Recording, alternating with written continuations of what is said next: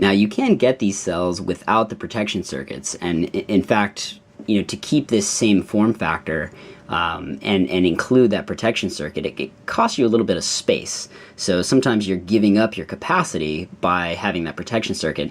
I always try to use protected cells. Not that I've ever had an issue, and that's important to note. I've been doing this a while. I've never had an issue with venting cells or anything like that, even in the few unprotected cells that I use. But I still always go for the protected cells because I just kind of want that peace of mind. A lot of times in high-quality current-regulated lights, you're using a light that maybe has its own low-discharge protection circuit, and it will cut off power to the light once it detects that the overall battery voltage has dropped below a certain threshold. So sometimes when you're using a light that has an over-discharge protection like that, and you're using a cell that's protected, you've got kind of that double layer of security. Again, the thing you'll always hear from guys who've been doing this a long time is don't rely on your protection circuits. Keep track of what your battery voltage is as you're using it, as you start using your light, etc.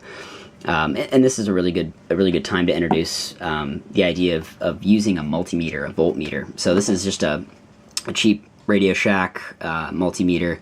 There are much better ones on the market. There are a few that are even cheaper than this.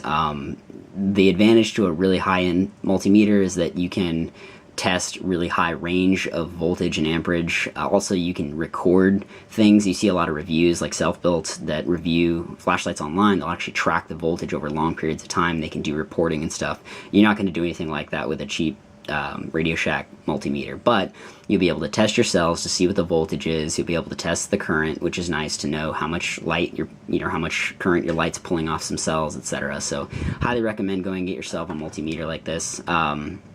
It makes you a much better flashlight owner because you can kind of care for your cells, care for your light, and you're not operating outside of any of the manufacturer's prescribed parameters.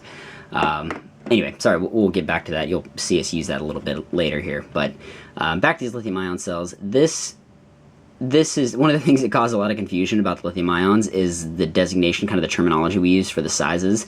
Everybody's really comfortable with AAA, AA, C, D, kind of the typical old alkaline designations, but these lithium-ion cells use a different designation. The first two digits in the number refer to the diameter of the cell. This is an 18650, so 18 refers to the diameter. It's 18 millimeters across. The second two digits are the length, 6.5. This is a 65 millimeter long cell, so 18 millimeter diameter, 65 millimeter length. I honestly don't know what the 0 is for. I suspect it has to do with the chemistry. 0 maybe indicating that it's a lithium cobalt oxide. I'm sure somebody will correct me if that's not the case, but we can do the same exercise here with this this other cell. This is I think they call it a 16340, so it'll be 16 millimeter diameter and a 34 millimeter length, and again with that extra 0 there. But both of these, the significant difference is that, whereas with the alkaline cell and the lithium primary you're talking about, or the AA lithium primary, you're talking about 1.5 volts. The NIMPH cell, you're talking about 1.2 volts. With these lithium-ion cells, you're talking about 3.7 volts nominal voltage, and they recommend you don't overcharge them beyond 4.2 volts. So your voltage is much higher with a single cell, and that's where we run into a lot of issues when you talk about putting multiple lithium-ion batteries in series, which is end-to-end like this. You get some really high voltages. Sometimes the driver on your light won't appreciate all that extra voltage. So that brings me to a good point. Let me talk about that real quick. Here's another example. So here I've got a little 10440 lithium ion. I've even got a 10180, which is a little itty-bitty cell. This is I think it's called a 1/3 AAA size, just to give you an idea, but those are used in some of these really small, like neck, jewelry lights and things like that. But the current that you can draw off these lights is limited by their capacity.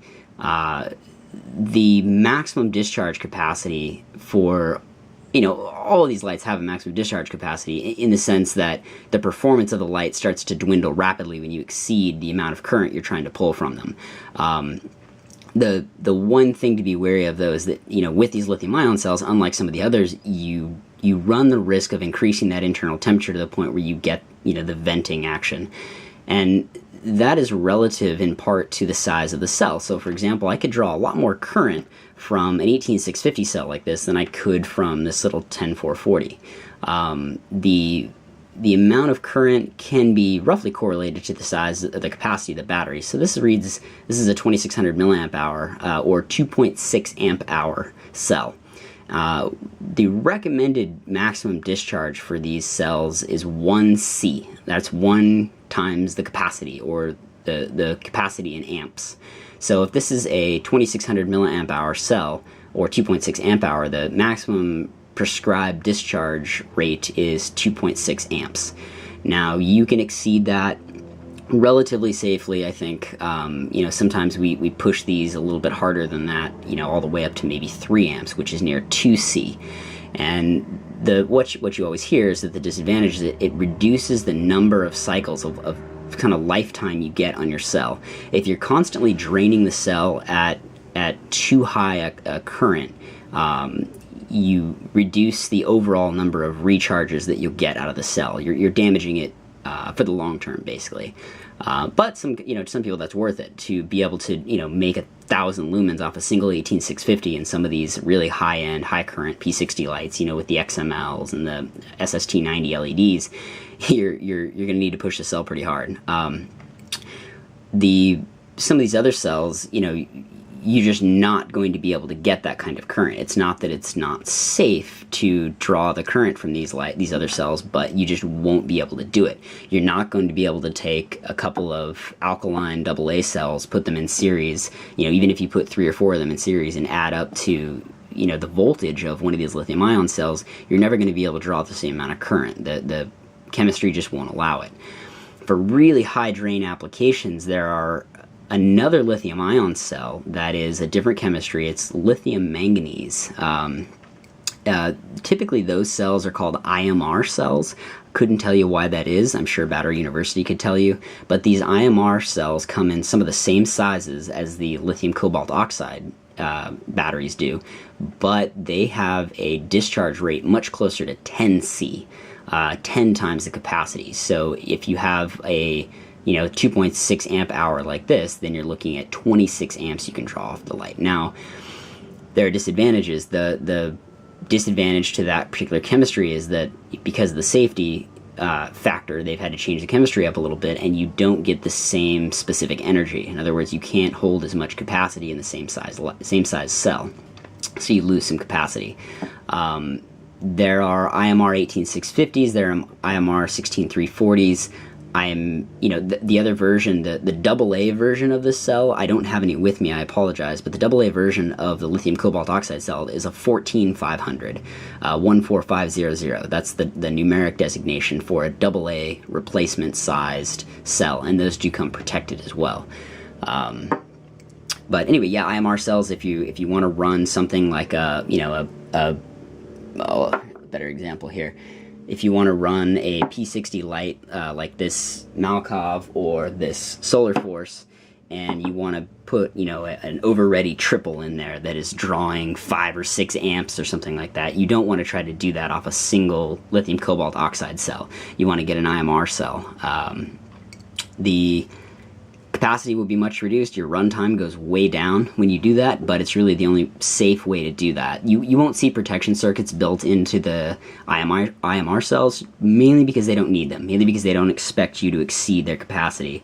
And I think that because of that change in the chemistry, the thermal runaway temperature, I think, is 250 degrees or something. It's much, much higher than it is with the lithium cobalt oxide. So you won't need to worry about them venting under the kind of normal use conditions. I have some lights, and I've got one of them here. This is a custom light that was built by a guy named Kevin, who owns a flashlight company called Lambda Lights. I don't know if you can see it, but it's got a big SST90 LED in there, and it's bonded directly to a big copper slug. And he's got some aluminum fins in here for more heat sinking. The whole idea is just to pull the heat away from the LED.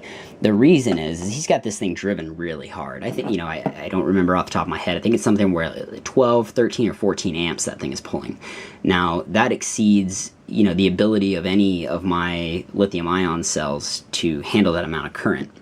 So what we use instead are these big NIMF cells, these C and D NIMF cells.